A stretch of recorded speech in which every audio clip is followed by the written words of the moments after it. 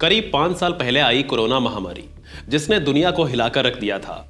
Corona के कहर से दुनिया कुछ सहमी ही है कि अब नई महामारी दस्तक देने वाली है।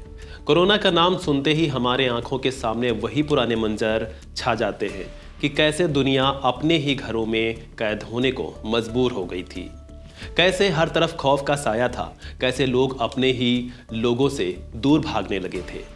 दुनिया की सभी गतिविधियां एकदम ठप हो गई थीं।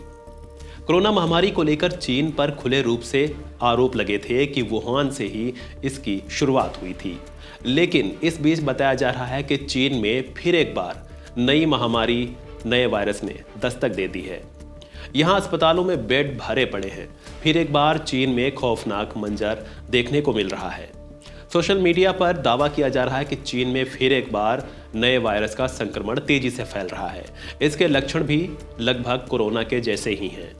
इस नए वायरस का नाम ह्यूमन मेटान्यूमो वायरस यानी कि HMPV बताया जा रहा है, जो कि एक RNA वायरस है। इस वीडियो में जानेंगे कि इस वायरस के लक्षण क्या हैं और इससे जुड़ी कुछ अन्य जानकारियां। नमस्कार, मैं हूं अतुल कुमार और आप देख रहे हैं one India Hindi.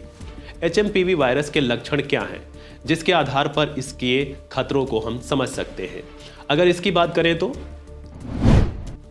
HMPV virus के लक्षण की कोविड की तरह ही होते हैं, जैसे बुखार, खांसी, जुकाम, बदन दर्द।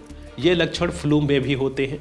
फ्लू या इन्फ्लुएंजा एक वायरल संक्रमण होता है जिसमें अचानक बुखार आ जाता है, सूखी या लगातार खांसी, तेज सिर दर्द, मांसपेशियों में दर्द, थकान और कमजोरी, मतली, उल्टी इत्यादि, और इसके साथ साथ डायरिया को भी इसमें शामिल किया जा रहा है। इस वायरस के मामले केवल चीन में ही नहीं हैं, बल्कि जापान में भी इसके कुछ मामले देखने को मिल रहे हैं और इन मामलों में तेजी भी बताई जा रही है।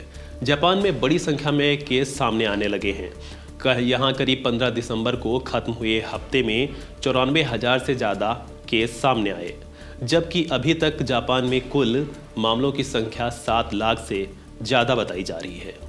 इस वायरस से खुद को कैसे बचाएं, इसकी बात की जाए तो लगभग कोरोना वाले ही इसके लक्षण हैं। तो उसके लेकर आपको कुछ उपाय करने हैं, जैसे कि बार बार नाक, आँख और मुंह आदि को न छुएं। साथ ही दूसरे लोगों से कुछ दूरी बनाकर रखें। ज़रूरी हो तो ही उनसे मेल मिलाप करें।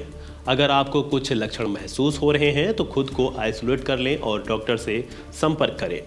इस वायरस का संक्रमण खासकर कम इम्यूनिटी वाले लोगों और बच्चों के साथ साथ बुजुर्गों पर खास तौर से बताया जा रहा है।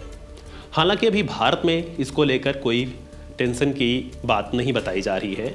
इसको लेकर कहा जा रहा है कि भारत में अभी चिंता की बात नहीं है। फिलहाल इस वायरस के केस सामने भी भारत में नहीं देखने को भी मिले हैं। कहा जा रहा है कि सरकार और इसको लेकर स्वास्थ्य मंत्रालय पूरी तरह से अलर्ट है और वह इसको लेकर बराबर नज़र भी बनाए हुए हैं।